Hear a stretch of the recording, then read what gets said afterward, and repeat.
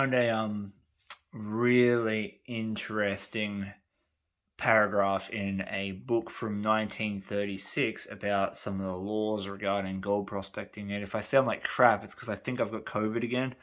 Long story. Anyway, this is to do with the exempt rivers and streams document that's held in Victoria. So if you're not from Victoria and you don't understand or you don't know about the prospecting laws that we have to abide by here, one of the big laws follows what is called the exempt rivers and streams list. Now, in modern times, today, it has been taken by the community that these are rivers and streams that are exempt from prospecting for minerals. But it's not actually the case. So if you look at the exempt rivers and streams, it names pretty much every single gold-bearing creek in Victoria and its tributaries. So why would that be? Why would they limit every single place that you can prospect from gold to prospect for gold, right? Because it's part of the economy, especially back in the Depression. It was a major part of the economy, which is where this book comes from. Now, that's because over the decades, the terminology got screwed around. And I'm going to read you an extract from this book. Hang on. This is a book from 1936. It's the third edition of the Victorian Prospector's Guide. So they still make this today. Except for today, it's like a 3-page PDF that you can download off Parks Victoria that tells you what you can't do and not what you can do.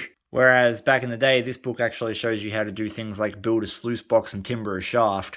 Because our grandparents were like, tough nuts and they actually knew what they were doing in their life. Anyway, part of this book has a section dedicated to the rights and responsibilities you have as a miner's right holder. So the miner's right came about after the Eureka Stockade. Basically, a whole bunch of miners caused a rebellion and they wanted to usher in fair and reasonable fees for prospecting for gold, and hence was born the miner's right. So today we still buy a miner's right, it costs $25, and what that does is it transfers the ownership from the Crown to the individual. And they have an entire page on this and the mining bylaws that they reference in this part, unlike today. So down here it says, the holder, I'm just going to read this paragraph here for you. The holder of the miner's right may take possession for gold mining purposes of such areas of Crown land as the bylaws permit, which are these laws over here.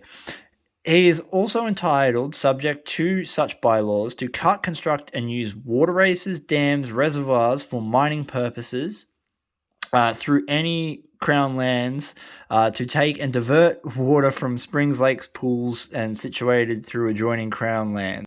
So if you have a miner's right back then, you could peg a claim, which was literally the same as what they still do it today. You put a post in the ground that's got to be more than 3 foot high. It's got to be more than 3 inches wide, and you've got to dig a trench, noting the boundary directions. And once you did that, you could do all of those things. It's not what I'm talking about. The next bit's the important part. This is the sentence that's really important to note. From any Crown lands not exempt from occupation for mining, the control of residence areas formerly occupied under miners' rights is now viewed as the Lands Department. What they're talking about here is that the exempt rivers and streams document was originally produced in the late 1800s, and it was tailing where you could and could not build dwellings, because what was happening was that the miners were setting up small villages, as you would want to set up your house as close to your gold and your claim as you could, so it was less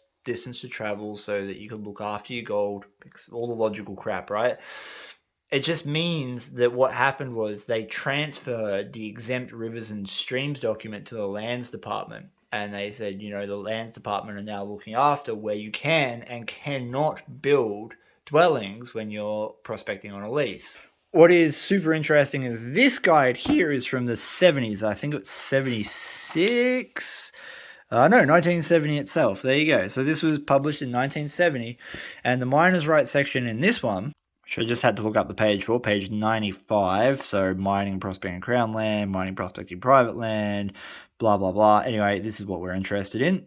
This Privileges conferred by a miner's right. The holder of a miner's right may take possession of and occupy crown lands not exempt from occupation, which is referring directly back to the exempt rivers and streams. So there is a 30-year difference, 35-year difference between these two books when they were published. And they're saying the same things, that you can take and occupy crown land. So the exempt rivers and streams list originally was exempt from where you could build on the rivers and streams to stop things like water pollution, to stop overcrowding and poverty and all the stuff that you would expect to have when you've got a shanty town cropping up in the middle of what would normally be, say, like grazing land. My point is that very slowly the rights of miners have been taken away, and I don't know, I'd love to know if anyone's actually challenged that in a court. And I ask this because I've never heard of a case of anyone being prosecuted for prospecting when they've gone onto an exempt river or stream. I know that people have been caught. I know people have been fined for prospecting within national parks where you're not meant to prospect.